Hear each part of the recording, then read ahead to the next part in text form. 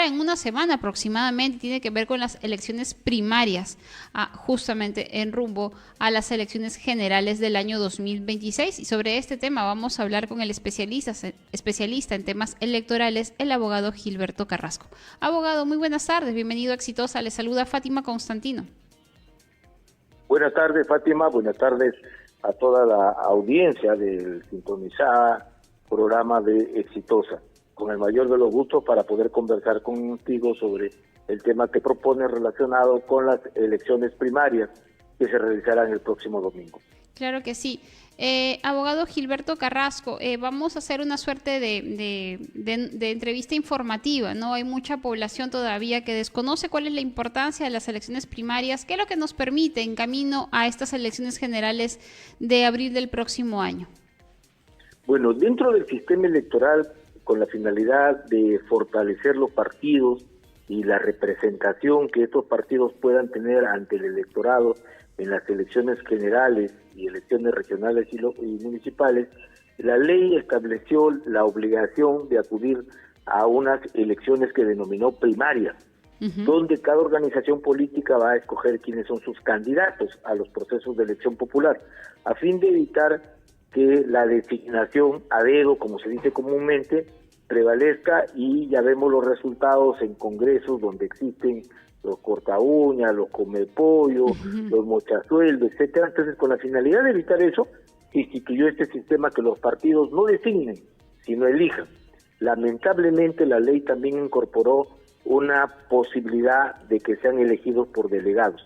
Es decir, estableció tres posibilidades. Uno, donde los ciudadanos y los afiliados a un partido voten por la elección de los representantes de ese partido. Eso es lo que se denominó elecciones abiertas. Una segunda modalidad, la elección cerrada, donde voten solamente los afiliados, y otra elección a través de delegados, donde los partidos elegían sus representantes delegados que acudían a una reunión, una convención, un congreso de esos delegados, y esos delegados elegían quiénes eran sus candidatos. Tres modalidades. En la primera modalidad, ningún partido accedió a realizar su elección a través de esa modalidad abierta. Solamente han escogido la modalidad cerrada, donde votan los afiliados, el caso del Partido Aprista Peruano y Renovación Popular, que por un tema de salir del apuro frente a una dificultad que han tenido, han escogido esa modalidad de elección cerrada. Y los demás, todos los demás partidos, que en este caso son 37 organizaciones políticas, han escogido la modalidad de delegados. Entonces, la ley ha establecido que la elección primaria, a través de un militante, un voto, es decir, una votación secreta, directa y universal de los afiliados de un partido, se realizará el último domingo de noviembre, es decir, el próximo domingo 30, el Partido Aprista y Renovación Popular van a acudir a sufragar para escoger quiénes son sus candidatos. En el caso del Partido Aprista se tiene 15 candidatos a la presidencia de la República con sus respectivos vicepresidentes, es decir, 15 fórmulas de candidatos. En el caso de senadores, hay 2 candidatos a senadores que están postulando en el Partido Aprista dentro de la región Lambayeque, y 10 candidatos a diputados para 6 cupos en la lista de candidatos. En Renovación Popular sí solamente hay lista única, o sea, ahí no hay con quién disputar nada, ahí los que vayan a votar votarán por la única lista que está en contienda. Pero otra de las condiciones que estableció la ley es para que estos partidos que se sometan a esta modalidad de elección de un militante, un voto, tienen que el día de las elecciones la concurrencia de sus electores tiene que superar el 10% del total de sus afiliados. En el caso del Partido Aprista tiene 44.039 afiliados, es decir, tienen que votar a nivel nacional 4.404 electores para que esa elección tenga valor, porque si no llegasen a ese número, simplemente la organización política ya no participa del proceso electoral, ya hasta ahí llegó su participación. En Renovación Popular es un poco menos el número de afiliados, pero también tiene que llegar al porcentaje que la ley ha señalado, si no dejan de participar en el proceso electoral. Entonces, esa es una de las condiciones, ¿no? Luego de que ellos elijan el 30 de noviembre, ya elegirán quiénes los representarán a estos partidos en el proceso electoral de abril, principalmente en el APRA, donde hay una pluralidad de candidatos, porque en Renovación Popular solamente es una sola lista, entonces ya sabemos con anticipación que esos son los candidatos. Y en la modalidad de delegados, donde se van a reunir los delegados de cada partido para designar a sus candidatos, eso se va a realizar el día 7 de diciembre, o sea, el domingo siguiente. 7 de diciembre se reunirán los delegados en el lugar del país que ellos hayan escogido y ahí designarán sus listas, que en muchos casos es lista única, o sea, ya están designados, ahí le han sacado la vuelta a la ley, porque ahí hay un amago de elección, ¿no? A excepción de Acción Popular, que tiene 6 listas de candidatos presidenciales. Los demás tienen lista única, por ejemplo, Alianza para el Progreso, ¿entre quién va a escoger? Pues Acuña es el único candidato. En Renovación Popular el único candidato es López Aliaga. En Avanza País, bueno, tienen 2 candidatos presidenciales, pero sus listas al Congreso, a diputados, es una lista única, entonces no tienen más que escoger, ¿no? Entonces los delegados solamente van a ponerle el visto bueno a lo que los dirigentes del partido ya han convenido, han aceptado en listas únicas. Entonces, a partir de esa elección, ya se tiene quiénes son los nominados como candidatos, que los inscribirá, cada partido los inscribirá ya en el jurado electoral especial de la región a la que corresponde. Parecen y se convertirán en los candidatos de cada partido. Claro que sí, parecen unas elecciones un poquito innecesarias, ¿no? Justamente teniendo en cuenta esta apreciación que ha hecho usted con esta de las listas únicas, ¿no? Parece un insulto incluso al propio militante. ¿Qué caso tiene una lista única? ¿Contra quién vas a competir? ¿Entre quiénes vas a elegir? Si el menú que te están poniendo es uno solo, ya no hay nada más que elegir, ¿no?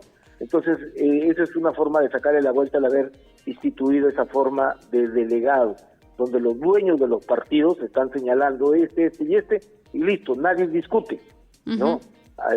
Por ejemplo, Fuerza Popular, ya tenemos sus candidatos que están haciendo pintas y señalando hasta sus números que tienen en la ubicación de la lista, cuando todavía no se han elegido, pero ya saben porque es una lista única. Ahí la familia Fujimori dice, estos son los candidatos y nadie puede contradecir, ¿no? Y ya está instituido así, ¿no?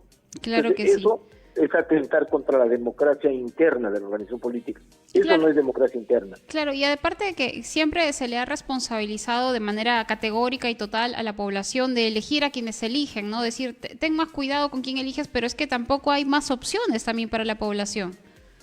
Exacto, y eso es porque el sistema de partidos no se ha fortalecido de manera que permita la democracia interna. En el APRA, la elección de un afiliado, un voto, es una muestra y un ejemplo para las demás organizaciones políticas que así se debe elegir. Abrir ampliamente la puerta para que todo afiliado militante que desea ser candidato se inscriba voluntariamente y sin pagar un solo centavo, como ha sucedido en otras organizaciones políticas donde no hay elecciones y solamente hay designaciones y están haciendo declaraciones, algunos candidatos que han pagado hasta 80,000 soles por conseguir un cupo en una lista de candidatos, ¿no? En el APRA no se ha pagado un centavo para ser candidato, solamente se han inscrito los que consideran que pueden ser candidatos y representantes del partido en estas elecciones, ¿no? Entonces, eso es una muestra de que la democracia interna de los partidos sí puede funcionar.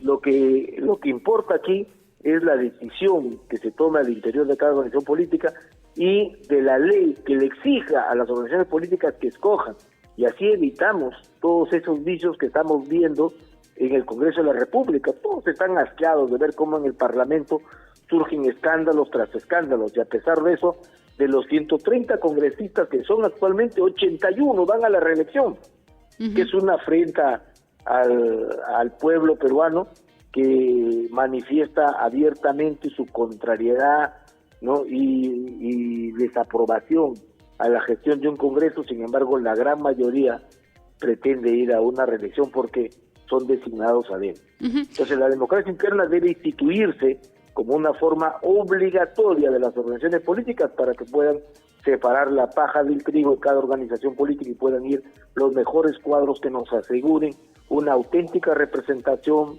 del pueblo peruano y puedan defender sus intereses. Abogado, en esa misma línea, por ejemplo, usted hablaba de tres formas, ¿verdad?, para poder participar en estas elecciones primarias. Queremos saber, de repente conocer aquella opción que quedó pues en el aire, no, nadie quiso ir por ella. ¿Qué es lo que hubiera permitido esta primera opción? Bueno, la primera opción que la ley señala es una elección abierta, que consiste en que votaran para elegir los candidatos del partido, porque ahí sí los candidatos tienen que ser afiliados al partido, ¿no? Votaban los afiliados y también votaban todos los ciudadanos no afiliados. Es decir, tú, yo o cualquier ciudadano que en el partido X saben que existe una persona con todos los méritos para ser candidato, acudíamos a ese partido y votábamos sin estar inscritos, votábamos porque esa persona represente a ese partido.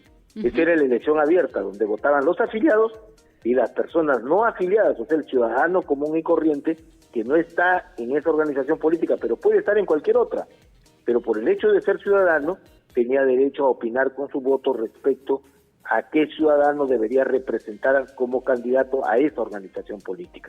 Claro. Esa era la elección abierta que nadie se ha tomado, ¿no? Pero aquí hay que hacer una tingencia. El Estatuto de Renovación Popular, por eso decía, por casualidad, Renovación Popular está optando por la elección cerrada de un afiliado a un voto, porque el Estatuto, si no me equivoco, el artículo 11 del Estatuto de Renovación Popular ha instituido que para las elecciones primarias la modalidad de elección de sus candidatos sería la modalidad abierta que señala el artículo 24, literal A, de la Ley de Partidos Políticos. Esa es la modalidad que estamos comentando, la que votan los ciudadanos. Sin embargo, cuando ellos acuden a la OMPE dentro del cronograma electoral para señalar cuál era la modalidad que habían escogido, dijeron que iba a ser por delegados. Y cuando la OMPE les dijo, su estatuto no dice eso, entonces cambiaron y dijeron, vamos a hacer la modalidad que dice el inciso B, que es una modalidad cerrada, que es la que está haciendo el partido aprista. Y ahí se han quedado. Pero eso está sujeto de que en su momento el jurado, porque la OMPE no administra justicia electoral, el jurado sí, cuando lleguen las inscripciones ante el jurado, bueno, el jurado tendrá que calificar si han cumplido con lo que dice el estatuto o no.